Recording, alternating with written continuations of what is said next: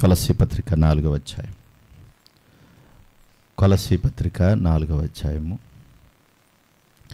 మనం 10 నుండి మనం చదువుకున్నాము. 12 వరకు పూర్తయింది. తర్వాత 13 వరకు మనం చదువుకున్నాం. 14 నుండి చదువుతున్నాను.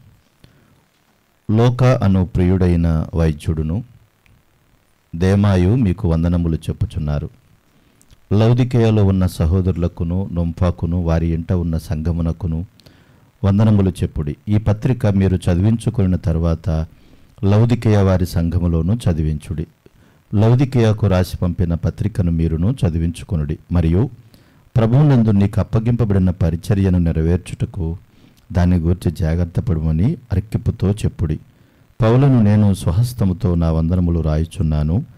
నా బంధకములను జ్ఞాపకం చేసుకొనుడి. కృప మీకు తోడై ఉండునుగాక. ఆమెన్. ప్రార్థన చేసుకుందాము. ప్రార్థన. ప్రేమగల తండ్రి, పరిశుద్ధుడైన దేవ, మీకు స్తోత్రాలు నాయన. మరలా ఈ మంచి సమయాన్ని మాకిచ్చి మేము మిమ్మల్ని ఆరాధించుటకు ఇచ్చిన అవకాశం కొరకు స్తోత్రములు. నాతో పాటు ఏకీభవించిన ప్రియమైన బిడ్డలందరినీ బట్టి స్తోత్రాలు. ప్రభా, ఈ కొలస్సీ పత్రిక ముగింపు భాగానికి వచ్చాం. మమ్మల్ని బలపరచండి, మీరు మహిమ పొందండి, వింటున్న వారిని అందరినీ దీవించండి. క్రీస్తు నామమున అడుగుచున్నాము తండ్రి, ఆమేన్. మంచిది. మనము కొంతమంది వ్యక్తుల గురించి మనం ప్రతిరోజు ధ్యానించుకుంటున్నాం. ఈ ముగింపు భాగంలో, కొలస్సీ పత్రిక ముగింపు భాగంలో అపోస్తులైన పౌలు గారితో పాటుగా పరిచర్యలో పాలుపంపులు పొందుకున్నవారు, అలాగే ఆయనతో పాటు చెరసాల్లో ఉన్నటువంటి వారిని మనం జ్ఞాపకం చేసుకుంటున్నాం. అందులో భాగంగా ఈరోజు మనము లోక అను ప్రియ వైద్యుడు అని రాయబడింది. ఎవరైనా లోక అను ప్రియ వైద్యుడు అని. ఈ లోక గారు అపోస్తులుడుగా కాదు, కానీ అపోస్తులుడు అంటే పంపబడినవాడు అని అర్థం కనుక యేసుక్రీస్తు ప్రభువారులు వారిలో నుండి ఒక మంచి సువార్థికుడిగా ఉన్నటువంటి ఆయన లోక గారు. లోక అనేటువంటి ఈ మాటకు వెలుగునిచ్చేవాడు, లేదంటే కాంతినిచ్చేవాడు అని అర్థం.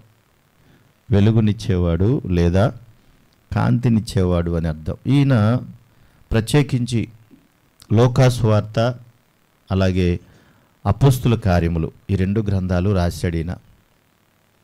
లోకా సువార్త, అపోస్తుల కార్యములు, ఈ 2 గ్రంథాలు కూడా క్రొత్త నిబంధన గ్రంథంలో చాలా ప్రాముఖ్యమైన విషయాలు.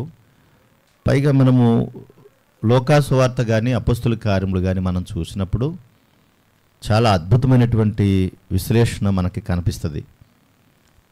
లోతైనటువంటి విషయాలు కనిపిస్తూ ఉంటాయి. ఈ లోకా గారిని గురించి మాట్లాడుతూ యేసుక్రీస్తు ప్రభువారి యొక్క 70 మంది ఒక శిష్యులు ఉండేవారు కదా. ఆ 70 మంది శిష్యుల్లో ఈయన కూడా ఒకడు అని అంటారు. తర్వాత ఇతను ఒక అన్యుడు అని కొంతమంది చెప్తారు. యూదుల్లో చేరిన ఒక యూదుడు యొక్క యూదుడు లాంటి వాడు అంటారు, కానీ ఎక్కువ మాత్రం అన్యుడు అని మాట్లాడతారు. అందులో నుంచి ప్రభు కొరకు ఒక మంచి క్రీస్తు సాక్షిగా ఇతను నిలబడ్డాడు. అంతేకాదు ఇతను గ్రీకు ప్రాంతవాసి అని చెప్తారు. చాలా మంచి మేధావి ఇతను. పౌలు గారు చెప్పినట్లుగా ఇతను వైద్యుడు అంటే డాక్టర్, ఒక మంచి ఫిజిషియన్ అని చెప్తారు. ఈ లోకా గారు ఆనాటి పరిచర్యలో పౌలు గారితో పాటుగా చివరి వరకు ఉండి, ఆయనతో పాటు ఉంటూ కంటికి చూస్తున్నటువంటి ప్రతి విషయాన్ని కూడా చాలా చక్కగా రాసి పెట్టినటువంటి వ్యక్తి.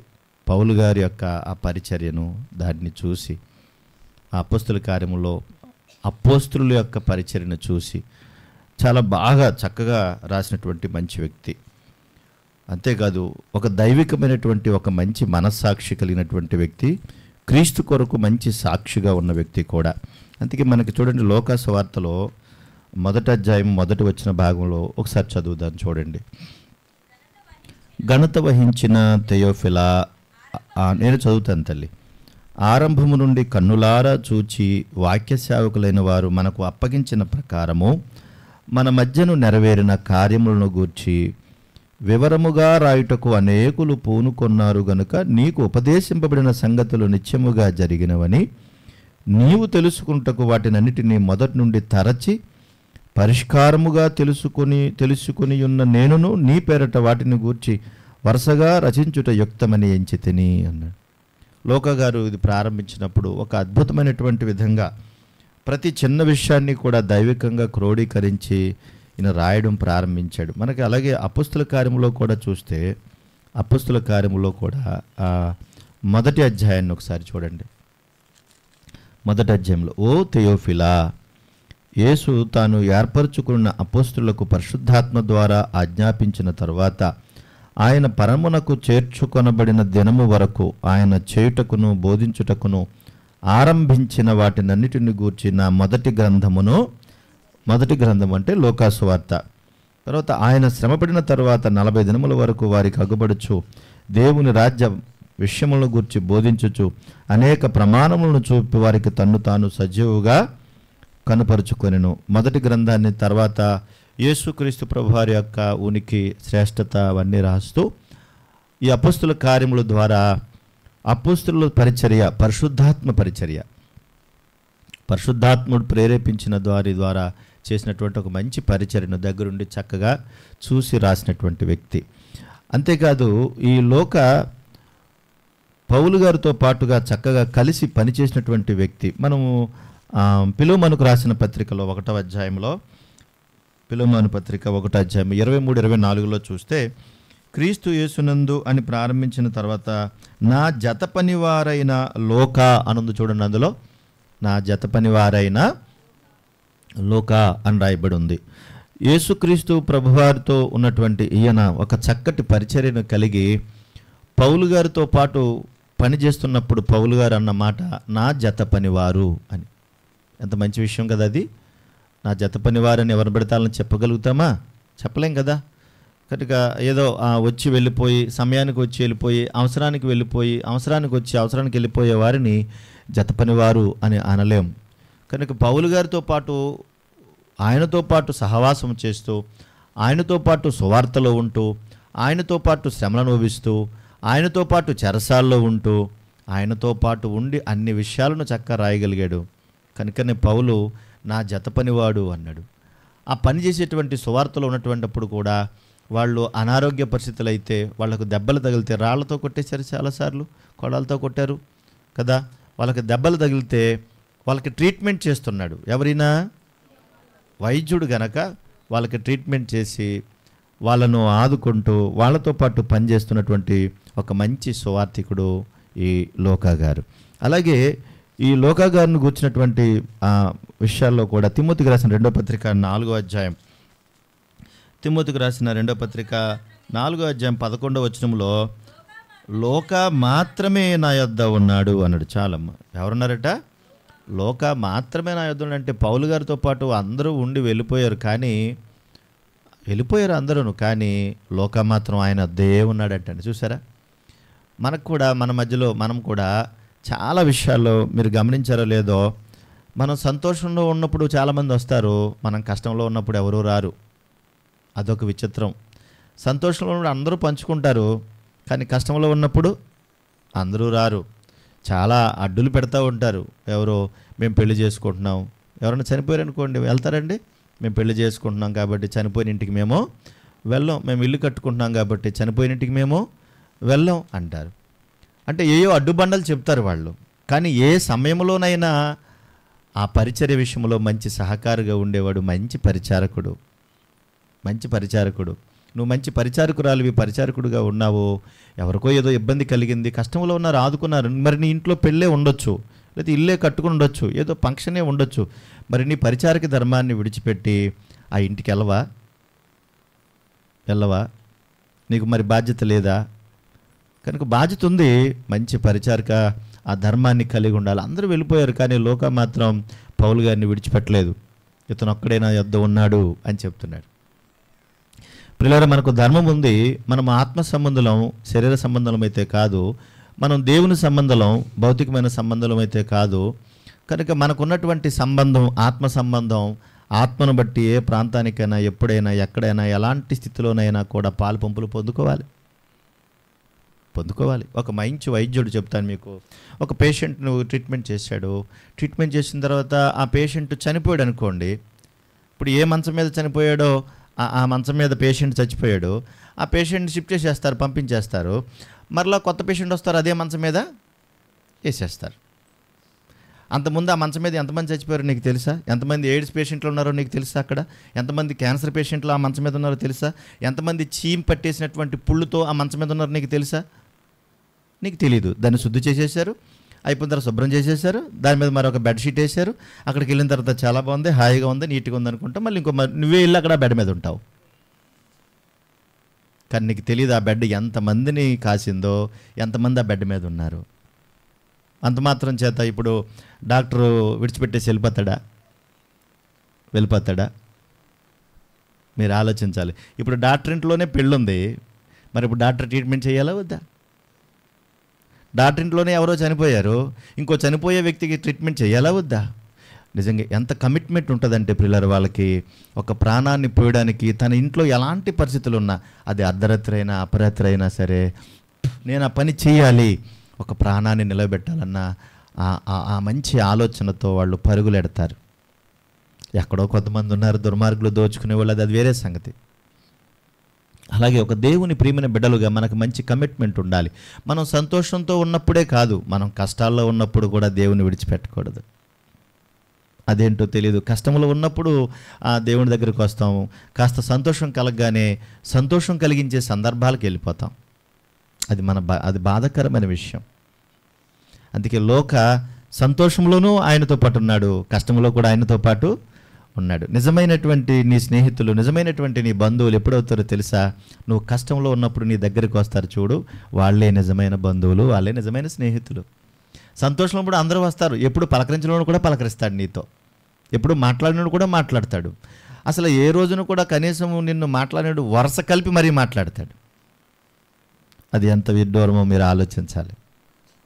కనుక ఈ రంగుల ప్రపంచంలో, ఈ మాయా ప్రపంచంలో ఒక మంచి పరిచారకుడుగా ఉండి లోక తను ఏ స్థితిలో ఉన్నాడో దాన్ని మర్చిపోకుండా విశ్వాసముతో కడవరకు దాన్ని కాపాడుకుని పౌలు గారితో పాటు ఉన్నాడంటే ఎంత మంచి వ్యక్తి. ఇంకో మంచి విషయం చెప్తాను. లోక గారు ఉన్నటువంటి ఆ స్థితి, ఆ దైవిక లక్షణాలను చూస్తే లోక సువార్తలోనే కానీ, అపొస్తలుల కార్యంలోనే కానీ అసలు తనంటూ తను ప్రత్యక్షంగా ఎక్కడా కనపడ్డు. అసలు తన గొప్పతనం గురించి ఎక్కడా మాట్లాడలేదు, తన స్థాయి ఏంటో ఎక్కడా మాట్లాడలేదు. కేవలం ప్రభువును మాత్రమే గనపరిచాడు, అపొస్తలుల గురించి మాత్రమే మాట్లాడాడు. పౌలు గారే అన్నాడు లోక అను వైద్యుడు అని అక్కడ ఏమన్నా తెలుసా? లోక అను వైద్యుడికి ముందు ఏమన్నాడు చూడండి, అక్కడ ఏమన్నాడు చూడండి, 14 కొలస్సీలో లోక అను ప్రియుడైన వైద్యుడు అని సంబోధించాడు. చూడండి, లోక అను ప్రియుడైన వైద్యుడు అంటే ఎంత ప్రియమైన వాడో అని చెప్పడానికి ఆ మాట ఉపయోగించాడు. మనం ఎవరు పడితే వాళ్ళని అంటాం ఏంటి? ఆ మాట ఎవరు పడితే అంటావా? నా ఆత్మీయ సహోదరి అని, నా ఆత్మీయ సహోదరుడు అని మనం సంబోధించగలిగేటువంటి స్థితి ఏముంది? నిన్ను చూసి ప్రేమతో మాట్లాడగలిగే అనుభవాలు ఏమున్నాయి చెప్పు? ఏమున్నాయి? నిన్ను చూసి ప్రేమతో మాట్లాడి నా ప్రియమైన వాడు, నాకు ఇష్టమైన వాడు, ఒక మంచి సహోదరుడండి అని చెప్పగలిగిన వారు ఎవరున్నారు నీకు? అలా ఉండగలిగితే ధన్యులమే కదా. కనుక నిజంగా మీరు ఆలోచించాలి. పౌలు గారి దగ్గర నా ప్రియుడైన వైద్యుడు అని చెప్పగలిగాడంటే అసలు ఎంత మంచి స్థితిలో ఉన్నాడో చూడాలి. నా ప్రియుడైన వైద్యుడు తన వైద్య వృత్తిని విడిచిపెట్టలేదు, అంతేకాదు తన పరిచర్యని కూడా విడిచిపెట్టలేదు. చూడండి అసలు ఎంత బాగా పరిచర్య చేశాడు. కనుక అందరూ విడిచిపెట్టేసిన లోకం మాత్రం ఆయన్ని విడిచిపెట్టలేదు. తన పేరు చెప్పుకోలేదు, తన గొప్పతనం గురించి చెప్పలేదు, నా గురించి మాట్లాడలేదు ఏంటి అని అడగలేదు. అసలు ఎంత అద్భుతం. మనం ఏదన్నా చెప్పాలన్నా, ఏదైనా చేయాలన్నా మన గురించి ఒక మాట చెప్పకపోతే మనకు చాలా ఫీల్ అయిపోతాం. ఫీల్ అవ్వమండి? మాట్లాడరేంటండి? ఫీల్ అవ్వమంటారా? ఖచ్చితంగా ఫీల్ అయిపోతాం. ఒక రెండు కుర్చీలు కొన్నామనుకో, ఆ 2 కుర్చీలు కొన్నారు పలానా ఆయన పలానా ఆవిడని చెప్పాలి. మనం చెప్పాలంటారా? మామూలుగా అసలు చెప్పాలంటారా? మాట్లాడరేటండి, చెప్పాలంటారా? ఒకవేళ చెప్పకపోతే ఏమవుతుంది? ఆ కుర్చీ ఎంక నా ఎంక కుర్చీ ఎంక చూసి ఇగో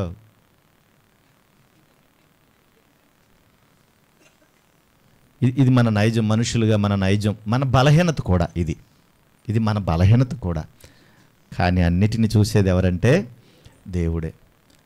కానీ లోకా గారు ఎక్కడ అది కోరుకోలేదు. ఆయనలో ఉన్న గొప్పతనం అది ఎక్కడా కోరుకోలేదు. పౌలుతో పాటు ఉండి ఒక అద్భుతమైనటువంటి 27.5% క్రొత్త నిబంధనలో ప్రత్యేకించి ఈయనదే ఉందంటండి. అది గొప్పతనం. నిజంగా బాగుంటుంది కదా, బాగుదా? కనుక లోకాగారులాగా ఆలోచించి చూడు. ఏ స్థితిలోనైనా ప్రభువును విడిచిపెట్టే పరిస్థితులు మనకి రాకూడదు. కష్టంలోనూ ప్రభు దగ్గర ఉండాలి, సంతోషంలోనూ కూడా ప్రభు దగ్గర ఉండాలి. ప్రభువును అవసరాలకు వాడుకోకూడదు ఎప్పుడో. రైట్, రండి. రెండో మాట, అందులో లోకాను ప్రియుడైన వైద్యుడును దేమాయు మీకు వందనములు చెప్పుచున్నాడు. రెండో ఆయన ఎవరమ్మా? దేమా అన్నాడు. దేమా అనేటువంటి ఈయనకు ప్రకృతి దేవత లేదంటే ప్రజల అధికారి అని అర్థమంట. దేమా అనేటువంటి మాటకు ప్రకృతి దేవత లేదా ప్రజల అధికారి అని అర్థము. ఇతను కూడా మనం ఫిలోమోను పత్రిక 1:24 చదువుకుంటే నా జత పనివాడైన దేమా అని ఉంటుంది అక్కడ. నా జత పనివాడైన దేమా అని ఉంది. ఇతను కూడా మంచివాడే, గొప్పవాడే, మంచివాడే. ప్రభువును అంగీకరించాడు, ప్రభుతో పాటు ఉండాలని ఆశపడ్డాడు.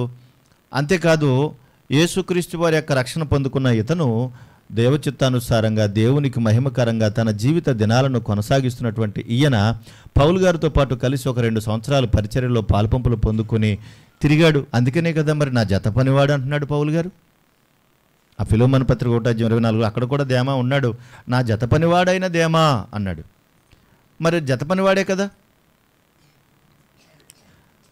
జత పనివాడికి ఉన్నటువంటి ఈ దేమా తిమోతికి రాసిన 2వ పత్రిక 4:10 దగ్గరకు వచ్చేటప్పటికి ఎక్కడున్నాడు చూడండి. 4:10 దేమా ఇహలోకమును స్నేహించి నన్ను విడిచి తెస్సలోనికాకు వెళ్ళెను అన్నాడు.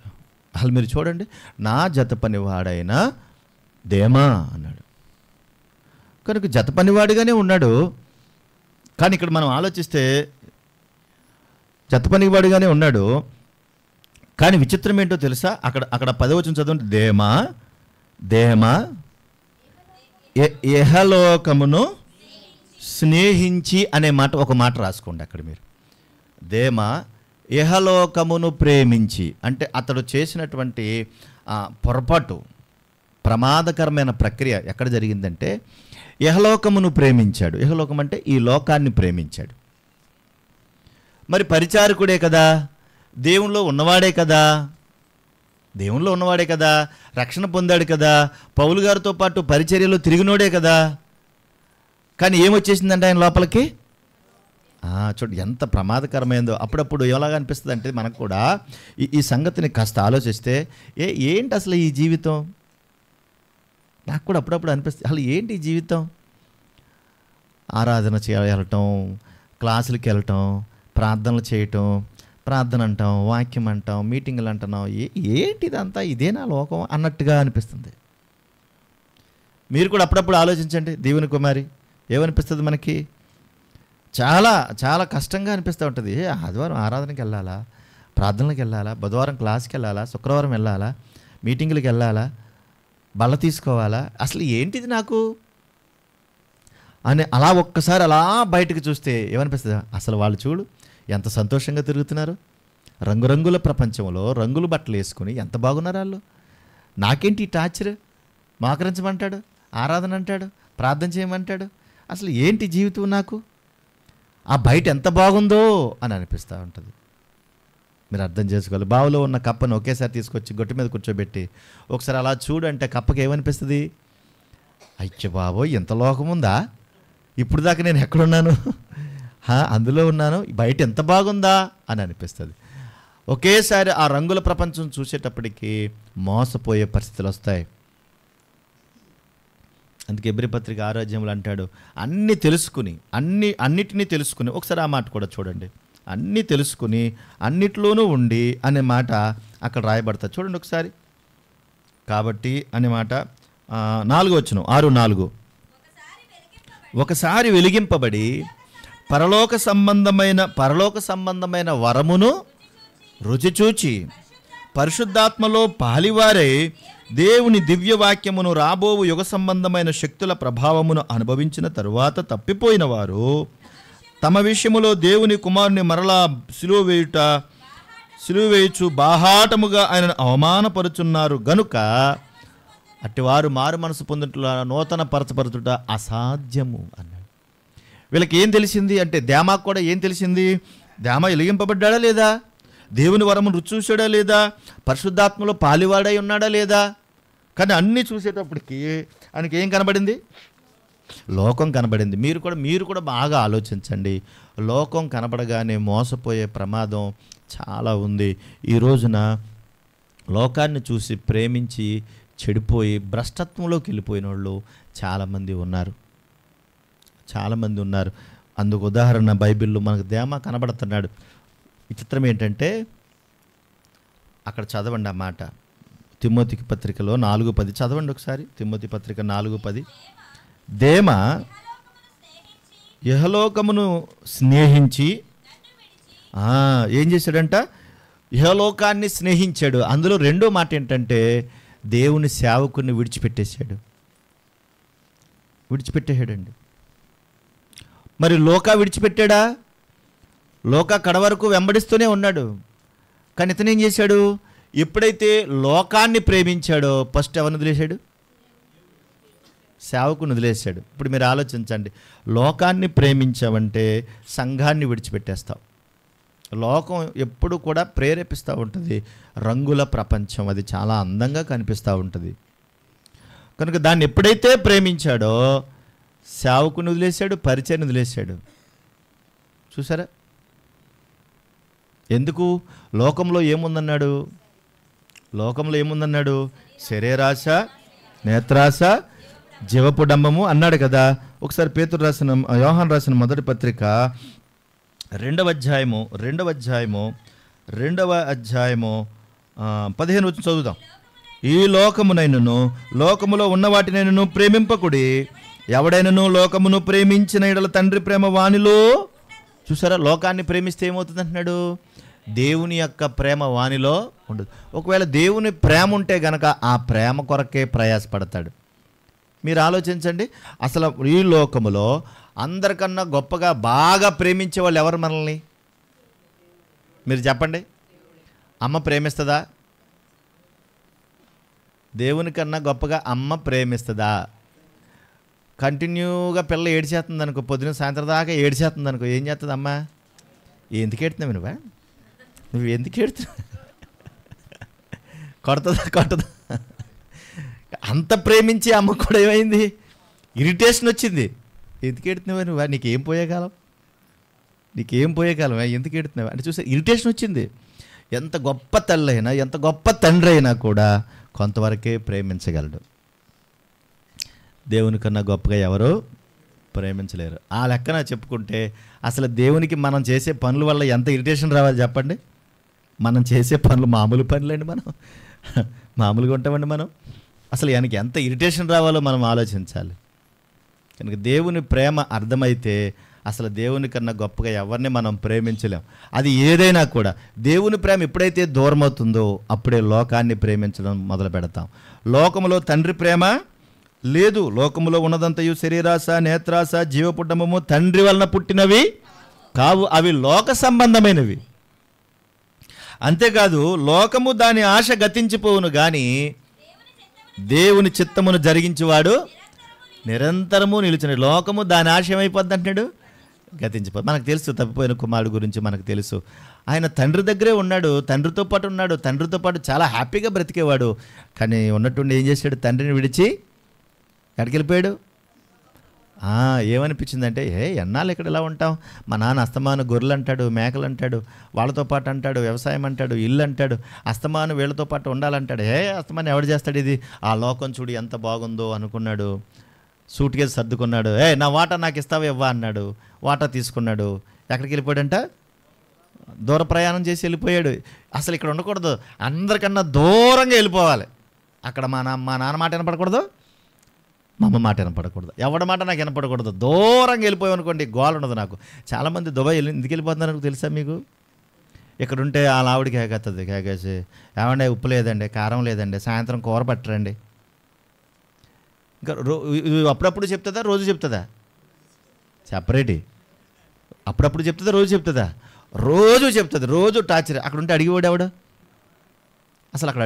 ఇక్కడ ఉంటే ఆ రోజు అడుగుతూ ఉంటారు, అది బట్రా, ఇది బట్రా, అది బట్రా, పిల్లలకి బట్టలు కొనాలి, ఫీజు కట్టాలి, అది బట్రా, ఇది బట్రా. ఈడు అక్కడికి పోయాడు అనుకోండి, ఇంకా అన్ని ఇవి తిప్పలు ఇవిడే పడుతుంది కదా. ఇంకా నాకు ఈ గోల తప్పిద్ది. అక్కడైతే శుభ్రంగా మందేడు పని చేసుకుంటే చేసుకోవడం, లేకపోతే మందేడు శుభ్రంగా పడుకోవడం, హాయిగా ఉంటుంది. అడిగేవాడు ఎవడు? అక్కడ తాగి చచ్చిపోయినా పట్టించుకునేవాడు ఎవడు? అంటే ఆయనకు అర్థమైంది ఏంటంటే, ఇక్కడ ఉంటే వీళ్ళు టార్చర్ పెడతారు, కానీ అక్కడ భార్య ప్రేమ ఉంటుందా, తల్లిదండ్రుల ప్రేమ ఉంటుందా, బిడ్డల ప్రేమ ఉంటుందా? మరి వీటన్నిటికీ దూరం లేదు అది.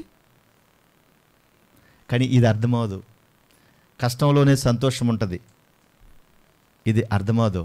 కానీ ఈయనేం చేశాడు? అన్నిటిని విడిచిపెట్టి నాకు ఎవడ గోల ఉండకూడదు అనుకున్నాడు. సూట్ కేసు సర్దుకున్నాడు, బట్టలు సర్దుకున్నాడు, అన్నీ పట్టుకున్నాడు, వెళ్ళిపోయాడు. దుర్యాపారము చేసి పాడు చేసినని రాయబడింది బైబిల్లో. ఏం చేశాడంట? దుర్యాపారము. బాగా తిన్నాడు, తాగాడు, డబ్బులు సూట్ కేసులో డబ్బులు. ఎవడన్నా వచ్చేటప్పటికి సూట్ కేసు ఓపెన్ చేసి నీకు ఎంత కావాలి చెప్పని ఇలా గంటడికి చుట్టూ ఉన్న వాళ్ళు కూడా ఏమనిపిస్తుంది, వీడి దగ్గర చాలా డబ్బులు ఉన్నాయి అంతే. సూట్ కేసు చూడగానే డబ్బులన్నీ చూశాడు, మంచి హ్యాపీగా. ఫ్రెండ్స్ అందరూ వచ్చేసారు, ఎక్కడెక్కడ లేని ఫ్రెండ్స్ అందరూ వచ్చేసారండి. అందరూ చూడగానే వీడు చాలా రిచ్గా కనబడుతున్నాడు. ఎటు చూసినా రిచ్చే, చిరిగిపోని బట్టలే కదా రిచ్. ప్యాచ్లు, ఒళ్ళంతా ప్యాచ్లే, ఒళ్ళంతా ప్యాచ్లు, అదే కదా రిచ్.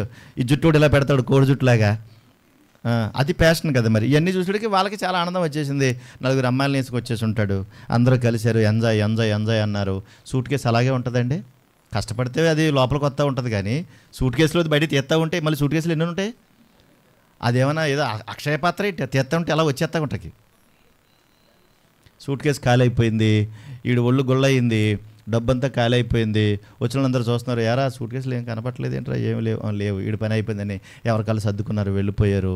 ఆ తర్వాత వీడికి అర్థమైంది, శరీరం కృషించిపోయింది, సూట్ కేసులో డబ్బులు ఖాళీ అయిపోయాయి, ఇప్పుడు రోడ్డు మీద పడ్డాడు. అప్పుడు అంటున్నాడంట, మా నాన్న ఉంటే బాగున్ను, మా నాన్న ఉంటే బాగున్ను, మా నాన్న దగ్గర నేనుంటే బాగున్ను. అన్నీ ఉన్నప్పుడు నాన్న అవసరం లేదు. ఆ తండ్రి ప్రేమ లోకములో ఉండదమ్మా, ఉండదు. దేమ ఆ లోకాన్నే ప్రేమించాడు. ఆ తండ్రి ప్రేమ లోకంలో ఉండదు, కానీ లోకాన్నే ప్రేమించాడు. కడకొచ్చి అంటున్నాడు గొల్లుమని ఏడుస్తూ, నాన్న నీ దగ్గర ఒక పనోళ్ళలాగన్నా ఉంటాను నాన్న, నాన్న పని చేసుకుని బతుకుతాను నాన్న, నీ దగ్గర పని మనుషులు చాలామంది ఉన్నారు కదా నాన్న, వాళ్ళు ఒక కూలోళ్ళలాగా బతుకుతాను నాన్న. ఎంత బాధ కలిగిద్దండి, ఎంత బాధ కలిగిద్ది. కూలోళ్ళలాగా ఉంటాను. తండ్రి ఎప్పుడు గుండెల దగ్గర హత్తుకునే కొడుకు ఇప్పుడు కాళ్ళు పట్టుకొని కాళ్ళ దగ్గర ఏడుస్తానంటున్నాడు. మీరు ఆలోచించాలి. అంటే ఏ స్థాయి నుంచి ఏ స్థాయికి దిగజారిపోయి చూసారా? లోకానికి దగ్గరైన వాళ్ళండి దిగజారిపోతారండి, దిగజారిన స్థితిలోకి వెళ్ళిపోతారండి. లోకంలో చాలా ఉందని అనుకుంటారు, కానీ వాళ్ళు లోకంలో ఏది కూడా మనిషిని రక్షించదు, కాపాడదు. అది వాళ్ళకి అర్థం కాదు. అది తాత్కాలికమే, టెంపరీ అంతే. అది ఆ క్షణకాలంలోనే, ఆ కొద్ది కాలంలోనే ఆనందంగా అనిపిస్తుంది, తర్వాత అంతా దుఃఖమే అనిపిస్తుంది. అందుకే చాలామంది అలాగే చేస్తారు. తల్లికి తండ్రికి కనపడకుండా దూరంగా వెళ్ళిపోతూ ఉంటారు, బాగా తాగుతారు, తింటారు, తిరుగుతారు, మళ్ళీ ఏవన్నట్టుగా ఆ నోట్లో ఏవేవో వేసుకుని వచ్చేస్తూ ఉంటారు మెదలకుండా. అమ్మ కేకేస్తుందేమో, మళ్ళీ నానేమని అడుగుతాడేమో అని మెదలకుండా వచ్చేస్తారు. చాలా బాగా యాక్టింగ్లు చేస్తారు చక్కగా. అక్కడ దేవుడు చూస్తున్నాడమ్మ మనల్ని, దేవుడు మనల్ని చూస్తున్నాడు. లోక ఆయన దగ్గర ఉంటే ఇతను మాత్రం ఇహలోకాన్ని స్నేహించాడు. ఏం చేశాడు? సేవకుని విడిచిపెట్టేశాడు. మూడవది తెస్సలోనికాకు వెళ్ళాను అని రాయబడింది. ఎక్కడికి వెళ్ళిపోయాడంటమ్మా? తెస్సలోనికాకు వెళ్ళిపోయాడు. తెస్సలోనిక పట్టణం ఒక మంచి వాణిజ్య సముదాయం గల పట్టణం. ఆ ప్రాంతాల్లో, ఆ రోమా ప్రాంతాలలో బాగా మంచి వ్యాపారం కలిగినటువంటి ప్రాంతం అంటండి అది. అంటే భౌతికంగా లోకములో అన్ని రకాల ఆలోచనలు కలిగి అన్ని రకాలుగా కూడా సంతోషంగా ఉండేటువంటి పట్టణం. ఆ పట్టణాన్ని ప్రేమించాడు. అందుకే చూడండి, హైదరాబాద్ వెళ్ళినోడు ఇక్కడ ఉంటాడండి ఎవడైనా? ఏముంది ఇక్కడ అంటున్నాడు, ఏముంది ఇక్కడ అంటున్నాడండి. మీరు ఎవరన్నా అడగండి. ఎందుకంటే వాళ్ళకి అక్కడ అన్నీ ఉంటాయి, అన్ని సదుపాయాలు ఉంటాయి, అన్ని రకాలుగా వాళ్ళకి ఎంజాయ్మెంట్ ఉంటుంది కనుక సంతోషంగా ఉండడానికి వాళ్ళు ఇష్టపడతారు. దేవుని ఉన్నటువంటి ప్రాంతాలు ఉండడానికి వారికి ఇష్టమో ఉండదు. మీరు అందుకే ఎవరినన్నా సరే అడగండి, పట్టణాల్లో బ్రతికే వాళ్ళు మళ్ళీ పల్లెటూరులో ఉండాలంటే వాళ్ళు చచ్చినా ఉండలేరు. ఇక్కడ సౌకర్యవంతంగా ఉందనుకుంటారు. ఆ తెస్సలోనిక పట్టణంలో అక్కడికి వెళ్ళిపోయాడు, అక్కడ ప్రేమించాడు, పరిచర్ని విడిచిపెట్టాడు, పౌలు గారిని విడిచిపెట్టాడు, ఆ లోకంలో ఉన్న వాటిని అన్నింటినీ కూడా స్నేహించాడు. అన్నీ అనుభవించిన తర్వాత తప్పిపోయిన వారిని మరలా నూతన పరచుట అసాధ్యం అన్నాడు దేవుడు. పరిశుద్ధాత్మ వరాన్ని పొందుకుని దూరమైపోయి తర్వాత మళ్ళా కాపాడుకోవాలంటే చాలా కష్టమమ్మా, చాలా కష్టం. పాపం పౌలు ఎంత ఏడ్చుంటాడో కదా, ఏడ్చాడు కదా పౌలు, ఎంత దుఃఖపడి ఉంటాడో కదా. మనకి ఇది అర్థం కాదు, మనకి ఇది అర్థం కాదు. దేవుడు చేసిన మేలులు మర్చిపోతాం, దేవుడి యొక్క ఆలోచనలు మర్చిపోతాం. మాట్లాడితే చాలు లోకంలో ఉన్న వాళ్ళందరి కోసం ఆలోచిస్తాం, కానీ దేవుని గురించి ఆలోచించడం మర్చిపోతాం. అది చాలా ప్రమాదకరమైంది. ఆ తర్వాత మూడో వ్యక్తి కనపడతాడు మనకి ఆ కొలస్సీ పత్రికలో. మూడో వ్యక్తి, లవొదికయలో ఉన్న సహోదరులకును నుంఫాకును వారి ఇంట ఉన్న సంగమునకును వందనములు చెప్పుడి అన్నాడు. నుంఫా అనేటువంటి వ్యక్తి కనిపిస్తుంది. ఇతని గురించి పెద్దగా తెలియలేదు, కానీ ఇతడు మరి వైవాహికమైనది అనే అర్థం వస్తుందట. ఇతని పేరు వైవాహికమైనది అని అర్థం ఇతని పేరుకి. కనుక వారి ఇంట ఉన్నటువంటి సంఘం ఉంది, అక్కడ ఆ సంఘానికి వందనం చెప్పనమంటున్నాడు. తర్వాత 16వ వచనంలో, ఈ పత్రిక మీరు చదివించుకున్న తర్వాత లవొదికయ వారి సంఘంలోనూ చదివించుకునుడి, లవొదికయకు రాసిన పంపిన పత్రికను మీరును చదివించుకోండి అంటున్నాడు. మరి లవొదికయ సంఘానికి పంపండి, వారికి రాసిన ఉత్తరానేమో మీరు తెచ్చుకొని చదివించుకోండి, మీరు తెచ్చిన ఉత్తరానేమో వాళ్ళు చదివించుకోండి. ఆ రోజున పుస్తకాలు లేవు, ఇప్పుడున్నటువంటి ప్రింటింగ్ ప్రెస్లు లేవు, ఇంతంత భయంకరమైన పుస్తకాలు ప్రింట్ చేసే అనుభవాలు లేవు, చాలా కష్టమైనటువంటి పరిస్థితులు. కనుక అందరికీ అన్ని రకాలుగా అవసరం కాబట్టి వాళ్ళ ఉత్తరం మీరు తెచ్చుకొని చదివించుకోండి, మీ ఉత్తరం వాళ్ళు తెచ్చుకొని చదివించుకోండి అండి. బాగా అవసరం, వాక్యపు అనుభవాలు బాగా అవసరం. ఎవరైతే దేవుని ప్రేమను లేదంటే దేవుని వాక్యాన్ని ప్రేమిస్తామో ఆ ప్రేమను బట్టి ప్రతి విషయము కూడా మనకి ఎంతో సంతోషంగా ఉంటుంది, ఆహ్వానించబడతాం. అంతేకాదు ఆ తర్వాత మరియు ప్రభువునందు నీకు అప్పగింపబడిన పరిచర్యను నెరవేర్చుటకు దాని గురించి జాగ్రత్త పడమని అర్కిప్పుతో చెప్పుము అంటున్నాడు. పౌలునందు ఏమంటున్నాడు ఆయన, ప్రభువునందు నీకు అప్పగింపబడిన పరిచర్యను నెరవేర్చుటకు జాగ్రత్త పడమని అర్కిప్పుతో చెప్పాను అన్నాడు. అర్కిప్పు అనేటువంటి ఒక ఆయన ఇక్కడ కనిపిస్తున్నాడు మనకి. ఇతని గురించి అర్కిప్పు అంటే గుర్రమునకు అధిపతి అని అర్థమంట, గుర్రమునకు అధిపతి అని. ఇతని గురించి మనం ఫిలోమోను పత్రిక 1వ అధ్యాయం 2వ వచనంలో అక్కడ మాట రాయబడుతుంది. చూడండి, ఫిలోమోను పత్రిక 1:2లో, మన సహోదరి అయిన అప్పియాకును తోడి యోధుడైన అర్కిప్పు అని రాయబడింది. తోడి యోధుడైన అర్కిప్పు, ఇతను యోధుడుగా ఉన్నాడు. మరి ఆ ఫిలోమోను ద్వారా నీ ఇంట ఉన్నటువంటి సంఘము అని ఫిలోమోనుకు చెబుతున్నాడు. అక్కడ ఉన్నటువంటి అర్కిప్పు కూడా చెబుతూ ఇతను గురించి కూడా ఇదిగో అర్కిప్పుతో చెప్పు, పరిచర్య జాగ్రత్త. ఏమంటున్నాడమ్మా? పరిచర్య జాగ్రత్త, పరిచర్య జాగ్రత్త.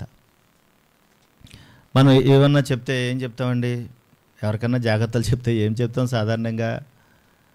ఎవరైనా ఏమైనా జాగ్రత్తలు ఏం చెప్తాం? అమ్మ ఆరోగ్యం జాగ్రత్త, ప్రయాణం వెళ్తున్నావు కదా జాగ్రత్త, జాగ్రత్తగా తిను, జాగ్రత్తగా ఉండు, జాగ్రత్త జాగ్రత్త జాగ్రత్త. ఎప్పుడు చెప్పినా అనే చెప్తాం, అందులో ఇంకేమీ ఉండవు. ఎవరికైనా ఎప్పుడైనా నీ ఆత్మీయ స్థితి జాగ్రత్త అని చెప్పారా అమ్మ? చెప్పారా ఎవరికైనా?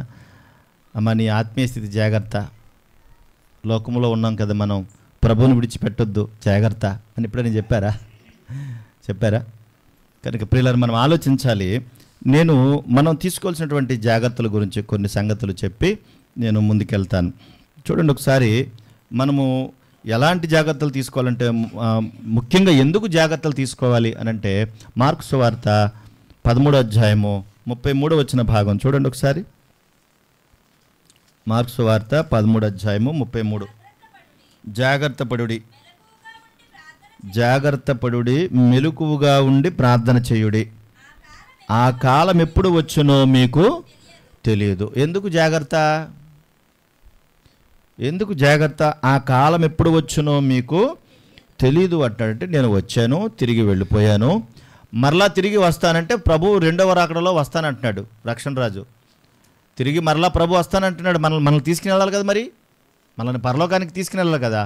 కనుక ఆయన ఎప్పుడు వస్తాడన్నది మనకి తెలియదు. కనుక ఆ కాలం ఎప్పుడు వచ్చినో మనకు తెలియదు. కాబట్టి మనం ఏం చేయాలి? ఇప్పుడు జాగ్రత్తగా ఉండాలి అన్నాడు. జాగ్రత్తగా ఉండాలి. ఎలా జాగ్రత్త అంటే అందులో ఒకటో మాట చెప్తాను మీకు. కొరింథీయులకు రాసిన మొదటి పత్రిక 10:12. కొరింథీయులకు రాసిన మొదటి పత్రిక 10:12 వచ్చిన భాగం. తాను నిలుచున్నానని తలంచుకొనువాడు, తాను నిలుచున్నానని చదువమ్మా, తాను నిలుచున్నానని తలంచుకునివాడు పడకుండునట్లు జాగ్రత్తగా చూసుకునాలి. నేను నుంచున్నానంటే దాని అర్థం ఏంటి? నిలబడ్డానని కాదు. నేను ప్రభులో ఉన్నాను, ప్రభు కొరకు బ్రతుకుతున్నాను. నేను పడిపోకుండా ఉండడానికి ఏం చేయాలి? జాగ్రత్త. అంటే పడిపోయే ప్రమాదాలు ఉన్నాయా? ఇప్పుడు దేమా పడిపోయాడు కదా. పౌలు గారితో పాటు చూడండి, పౌలు గారితో పాటు తిరిగినటువంటి వ్యక్తి, గారితో పాటు తిరిగిన వ్యక్తే పడిపోతే మరి మనం, పౌలు గారు ఎక్కడ దేమ, మనం అనుకుంటాం దేమ అలా పడిపోడు, కానీ నేనైతే అస్సలు పడిపోను. మనం ఇశ్రాయేల్ చరిత్ర చదువుకున్నప్పుడు కూడా చాలాసార్లు అనుకుంటాం, అసలు వాళ్ళు అలా చేశారు, కానీ అదే నేనైతేనా అసలు మోషే గారిని అసలు భుజాల మీద ఎత్తుకుని మోసేద్దు నేనైతేనా. మోసేద్దువో నువ్వే తోసేద్దువో కదా అనుకుంటామా లేదండి? మనం అసలు నేనైతేనా అని అనుకుంటాం కానీ మనమే వాళ్ళకన్నా ప్రమాదకరమైన వాళ్ళం. కనుక నేను నిలుచున్నాను అని ఎప్పుడు అనుకోవద్దు. పడకుండా జాగ్రత్తగా ఉండు. అంటే పడిపోయే ప్రమాదం ఉంది.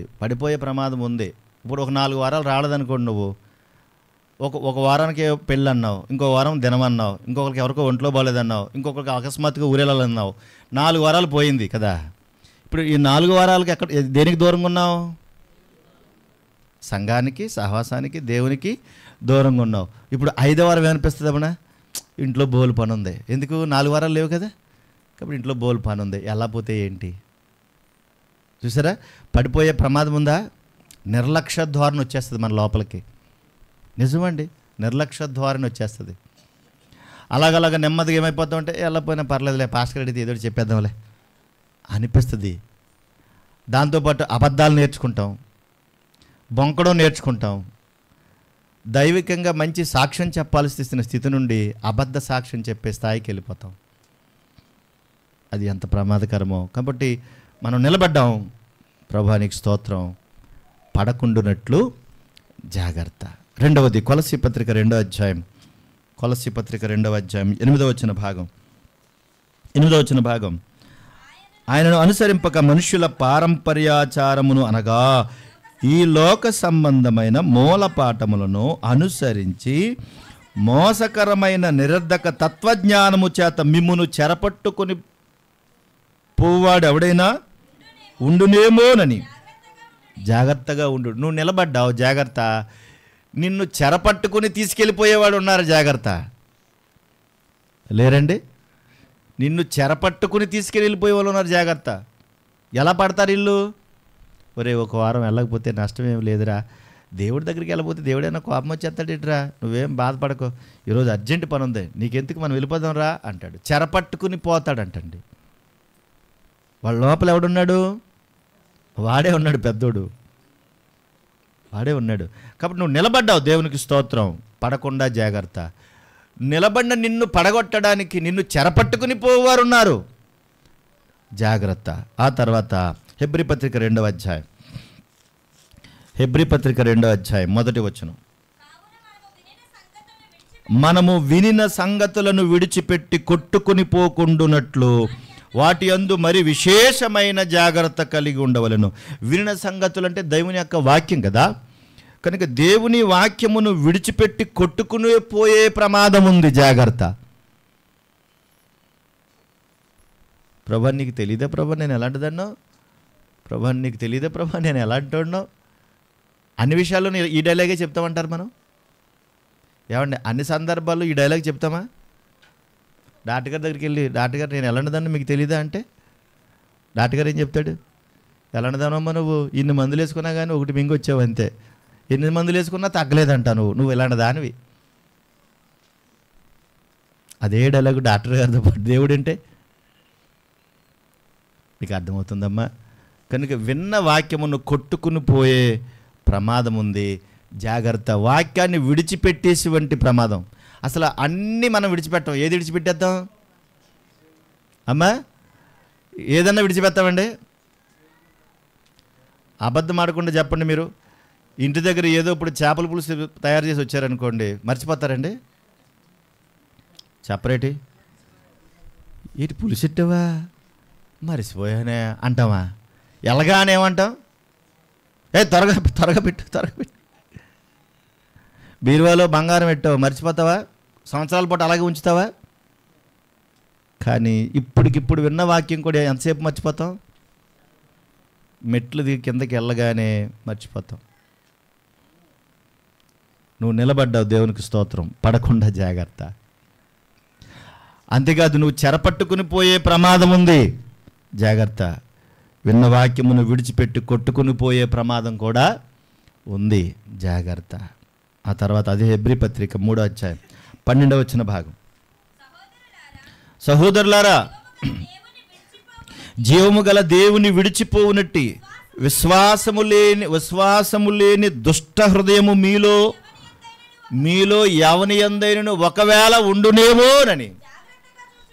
జాగ్రత్త. ఈ జాగ్రత్త ఏంటి తెలుసా?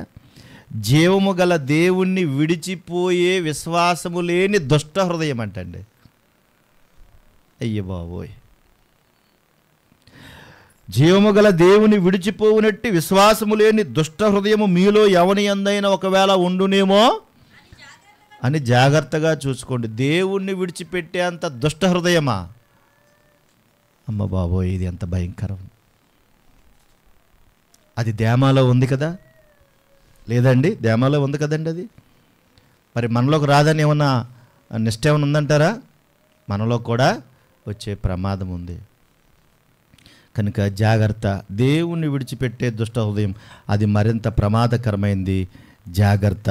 అంతేకాదు మత్తయి సువార్త 7వ అధ్యాయం, కొన్నే చెబుతున్నాను మీకు, అన్నీ చెప్పడానికి సమయం సరిపోదు మనకి. మత్తయి సువార్త 7వ అధ్యాయం 15వ వచన భాగం. అబద్ధ ప్రవక్తలను గూర్చి జాగ్రత్త పడుడి. వారు గొర్రె చర్మములు వేసుకుని మీ వద్దకు వత్తురు కానీ వారు లోపల వారు క్రూరమైన తోడేళ్ళు. అబద్ధ ప్రవక్తలను గూర్చి జాగ్రత్త అన్నారు. వీళ్ళు ఎలా ఉంటారో తెలుసా? పైకేమో గొర్రె చర్మం వేసుకుంటారు, లోపల ఏమున్నారంటే వాళ్ళు తోడేళ్ళ స్వభావం. కొంతమంది ఎలా ఉంటారంటే సింపతి కోసం ప్రయత్నం చేస్తారు. వాళ్ళు ఎవరైనా కావచ్చు, సింపతి కోసం ప్రయత్నం చేస్తారు. నేను ఎంత కష్టపడిపోతున్నానో తెలుసమ్మా, నేను ఎంత బాధగా ఉన్నానో తెలుసమ్మా, మా పాస్టర్ అసలు నాకు ముద్దు కూడా పెడతలేదమ్మా, నన్ను అసలు పట్టించుకుంటలేదమ్మా అంటే ఏంటి? ఇప్పుడు విశ్వాసులు అందరూ చూసి జాలి పడిపోయి, అయ్యో పాపం అయ్యగారు అలాగున్నారా, అయ్యో పాపం పాపం అయ్యో పాపం అంటే సింపతి కోసం ప్రయత్నం చేస్తారు. లోపల క్రూరమైన తోడేలు. నిన్ను దారి తప్పించడానికి, నిన్ను మళ్లించడానికి. అసలు ఎంత భయంకరమైన క్రూరత్వం అర్థం చేసుకోవాలి. అది సింపతి అంటారు దాన్ని. కనుక అబద్ధ ప్రవక్తలను గురించి జాగ్రత్త. వీళ్ళు ఎక్కడెక్కడ ఉంటారండి? ఎక్కడుంటారండి వీళ్ళు? మన దగ్గరే ఉండొచ్చు, మన లోపలే ఉండొచ్చు, మన చుట్టూ ఉండొచ్చు, ఎక్కడైనా ఉండొచ్చు. కాబట్టి వాళ్ళ గురించి జాగ్రత్త. వింటున్నారా? జాగ్రత్త, వాళ్ళ గురించి జాగ్రత్త. ఇంకా ఎక్కువ చెప్పను, ఇబ్బంది అవుతుంది నాకు. మార్కు సువార్త 4వ అధ్యాయం 24. మార్కు సువార్త 4:24. మార్కు సువార్త 4వ అధ్యాయం 24వ వచనం. మరియు ఆయన మీరేమి వినుచున్నారో జాగ్రత్తగా చూసుకోండి. మీరేమి వినుచున్నారో జాగ్రత్త. మీరేమి వినుచున్నారో జాగ్రత్త. ఏంటి ఆ మాట? ఏంటి ఆ మాట? ఏంటండి? మీరేం చదువుతున్నారో జాగ్రత్త అన్నాడా? ఏమంటున్నాడు ఆయన? మీరేమి వినుచున్నారో జాగ్రత్త. మీరు ఎట్టు కొలతతో కొలుతురో మీకును అట్టి కొలతతోనే కొలవబడును, మరి ఎక్కువగా మీకు ఇవ్వబడు. నువ్వే కొలత కొలుస్తావు అదే కొలత నీకు ఇవ్వబడుతుంది. నువ్వేం వింటున్నావో జాగ్రత్త. ఎందుకంటే చెడిపోయేది ఎక్కడ అంటే వినే కదా. చదువుకున్న దానికన్నా విని చెడిపోయేవాళ్ళు చాలామందే కదా. కాబట్టి నువ్వేం వింటున్నావో జాగ్రత్త. ఎక్కడికన్నా వెళ్ళు, ఏ సభ కన్నా వెళ్ళు, ఏ మీటింగ్ కన్నా వెళ్ళు, ఎక్కడికన్నా వెళ్ళు, కానీ ఏ వింటున్నావో జాగ్రత్త. తప్పిపోయే ప్రమాదం ఉంది, సంఘానికి దూరం అయిపోయే ప్రమాదం ఉంది. ఒక మీటింగ్కి నువ్వు వెళ్ళావంటే ఆ మీటింగ్ ద్వారా కొన్ని విషయాలు నువ్వు నేర్చుకుని నీ సంఘానికి నీ సేవకునికి మరింత దగ్గరగా దేవునికి నువ్వు ఉండాలి. ఆ మీటింగ్ వల్ల అప్పుడు ఉపయోగం కింద లెక్క. ఆ మీటింగ్లో వాక్యం విని నువ్వు సంఘానికి దూరం అయిపోయి సేవకుని విడిచిపెట్టి దేవుని విడిచిపెట్టేసావంటే ఆ మీటింగ్ వల్ల నీకు ఏం జరిగింది? మంచి జరిగినట్ట? చెప్పరే, మంచి జరిగినట్ట? ఎక్కడో ఫంక్షన్కి వెళ్ళావు, అక్కడికి వెళ్ళిన తర్వాత ఎవరో చెప్పారు మీ ఆయన అలాంటోడు ఇలాంటోడు 100 మాటలు చెప్పారు. ఇంటికి రాగానే సంసారం విడిచిపెట్టి భర్తను విడిచిపెట్టి బిడ్డలను విడిచిపెట్టి వెళ్ళిపోయావు అనుకో, నువ్వు అక్కడికి వెళ్ళినందుకు ఏంటి ఉపయోగం? మంచి జరిగినట్ట? అంటే నీ విశ్వాసం అంత బలహీనం. చూసారా? కనుక నువ్వేమి వింటున్నావో జాగ్రత్త. రకరకాలుగా వస్తాయి, రకరకాల ఆలోచనలు ఉంటాయి. అసలు అది వాక్యంలాగే అనిపిస్తుంది, అది దేవుళ్ళలాగే అనిపిస్తూ ఉంటుంది, అది మంచిదే అన్నట్టుగా అనిపిస్తూ ఉంటుంది. కానీ దాని వెనక ఏముందో మనం అర్థం చేసుకోవాలి. కనుక ఏమి వింటున్నావో జాగ్రత్తగా ఉండాలి. తప్పిపోయే ప్రమాదం ఉంది. ఎన్ని చెప్పానమ్మా? చివరికి ఒక మాట చెప్తాను చూడండి. లోకాసు వార్త 21వ అధ్యాయం. లోకాసు వార్త 21:34.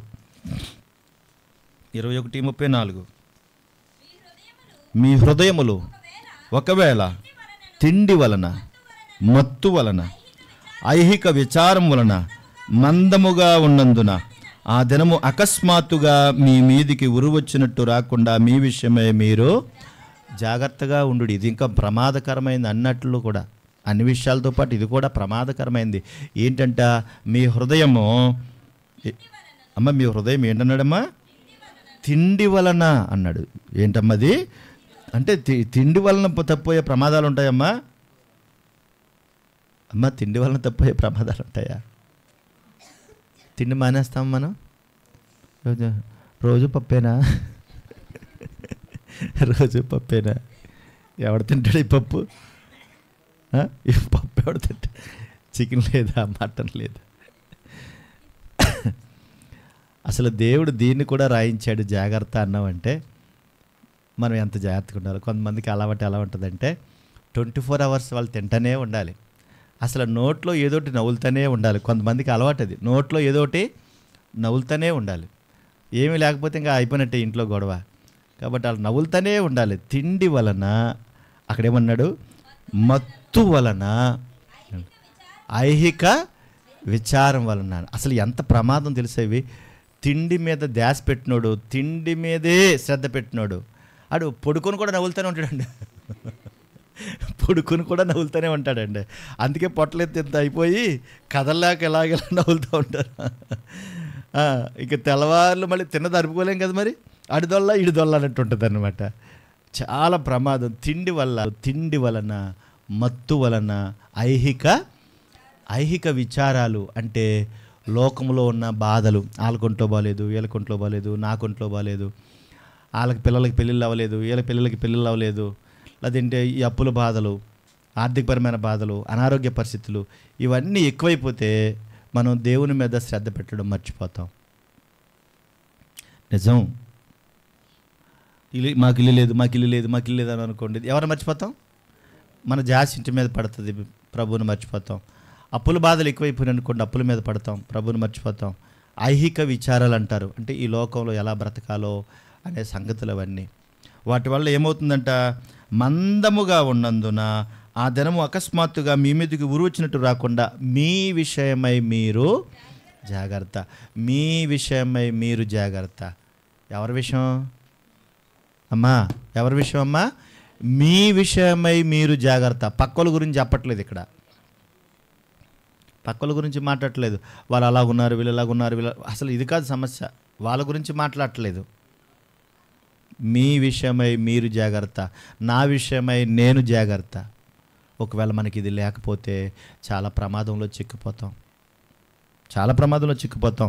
కనుక నువ్వు పడకుండానట్లు జాగ్రత్త, చెరపట్టుకుని పోయేవారు ఉంటారు జాగ్రత్త, నువ్వు విడిచిపెట్టి కొట్టుకుని పోయే ప్రమాదం ఉంటుంది జాగ్రత్త, దేవుణ్ణి విడిచిపెట్టే దుష్ట హృదయం ఉంటుంది జాగ్రత్త, అబద్ధ ప్రవక్తలు నిన్ను బోల్తా కొట్టిస్తారు జాగ్రత్త, నువ్వు వినడంలో జాగ్రత్త, నీ విషయమై నీవు జాగ్రత్త. ఎందుకంటే తిండిలో పడిపోవచ్చు, మత్తులో పడిపోవచ్చు, ఐకిక విచారాలలో పడిపోవచ్చు. అరికిప్పు నువ్వేం చేయాలా? ఏం చేయాలా? అరికిప్పు నువ్వేం చేయాలి? ఇప్పుడు నీ పరిచర్య విషయంలో, నీకు అప్పగింపబడిన పరిచర్య నెరవేర్చుటలో పరిచర్య గురించి జాగ్రత్త పడుమని అక్రిప్పుతో చెప్పుము. జాగ్రత్త అంటున్నాడు. మనము ఈ జాగ్రత్తలు మర్చిపోతే తప్పిపోయే ప్రమాదం ఉంటుందమ్మా, ప్రమాదం ఉంటుంది. చివరిన సుభోజనాలు చెబుతున్నాడు, ఇదిగో నా స్వతంత్రాలతో నేను రాశాను, నా బంధకాలను మీరు జ్ఞాపకం చేసుకోండి, మీకు కృప తోడుగా ఉంటుంది. నా బంధకాలంటే నేను చెరసాల్లో ఉన్నాను, నేను సంఖ్యలు వేయబడ్డాను, నన్ను జ్ఞాపకం చేసుకోండి, నా కొరకు ప్రార్థన చేయండి అంటున్నాడు పౌలు గారు. ఈ కొలస్సీ పత్రిక సారాంశం ఒక అద్భుతంగా ఉంటుంది. ముగింపు భాగం వీలైతే వచ్చేవారం చెప్తాను మరలా మీకు. కనుక మన ఆలోచనలో, మన తలంపుల్లో లోక చివరి వరకు ప్రభువుని వెంబడిస్తూ పౌలు గారిని అంటిపెట్టుకుని ఉంటే, దేవ మాత్రం ఒక 2 సంవత్సరాలు ఉండి వెళ్ళిపోయి పౌలును విడిచిపెట్టి, సేవను విడిచిపెట్టి లోకంలో కలిసిపోయాడు. మీరు ఆలోచించండి. యేసుక్రీస్తు ప్రభు వారికి 33.5 సంవత్సరాలు ఆయుష్ ఇవ్వబడింది. ఆయన ఎంతకాలం పరిచర్య చేశాడు అంటే 30వ ఏట పరిచర్యకు వచ్చాడు. ఆయన పరిచర్య ప్రారంభించాడు. యవన కాలంలోనే సమాజ మందిరంలో ఉన్నాడు. చివరి వరకు కూడా తను ఏదైతే అప్పగించినటువంటి పని దేవుడిచ్చాడో ఆ పని నెరవేర్చడానికి ప్రయాసపడ్డాడు. ఎందుకంటే తనకిచ్చిన ఆయుష్కాలం చిన్నది. కనుక ఇచ్చిన ఆయుష్కాలంలోనే నేను పని పూర్తి చేయాలన్న తలంపుతో ప్రభువారు పరిగెత్తారు. మరి మన ఆయుష్కాలం ఎంత? మన ఆయుష్కాలం ఎంత? మనం ఎన్ని రోజులు ఉంటాం మనకు తెలియదు. తెలియదు కనుక మనకిచ్చిన ఆయుష్కాలంలో ప్రభువారు త్వరపడినట్లుగా, పౌలు గారు త్వరపడినట్లుగా, ఒక లోక హత్తుకొని బ్రతుకున్నట్లుగా, ఏమండి, ఒక ప్రార్థనలో పోరాడినట్లుగా మనం కూడా పోరాడాలి. అంతేకాదు మన విషయమే మనం బహు జాగ్రత్త కలిగి ఉండాలి. ఎదుటివారి విశ్వాసం గురించి ఏవో చెప్తూ ఉంటాం, కానీ అసలు నా విశ్వాసం ఎంత ఉంది, నేను ఎంత జాగ్రత్త కలిగి ఉండాలి, ఇది చాలా ఇంపార్టెంట్ అమ్మా, చాలా ఇంపార్టెంట్. కాబట్టి మన విషయం మనం జాగ్రత్తగా ఉందాం. ప్రభు అప్పగించినటువంటి బాధ్యతలో పడకుండా జాగ్రత్త కలిగి బ్రతుకుదాం.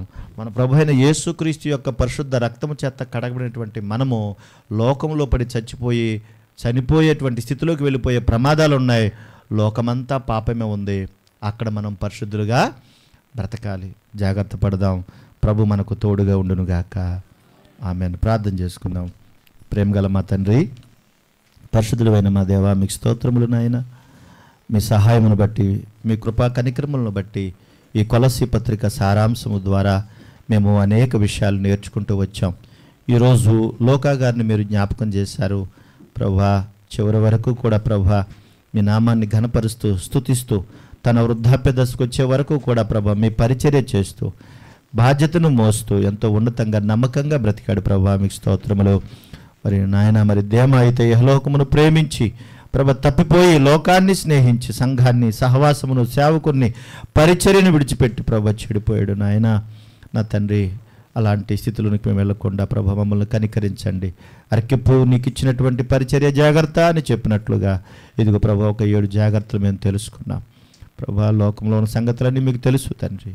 ఏవి ప్రభు మమ్మల్ని ఇబ్బంది పెడుతున్నాయో, ఏవి ప్రభు మమ్మల్ని పడగొట్టడానికి చూస్తున్నాయో, వాటన్నిటి విషయాలు మేము ధైర్యము కలిగి, నిబ్బరమైనటువంటి బుద్ధి కలిగి ప్రభా మీ ఎదుట చక్కగా బ్రతకగలిగే ధన్యతను ప్రసాదించండి తండ్రి.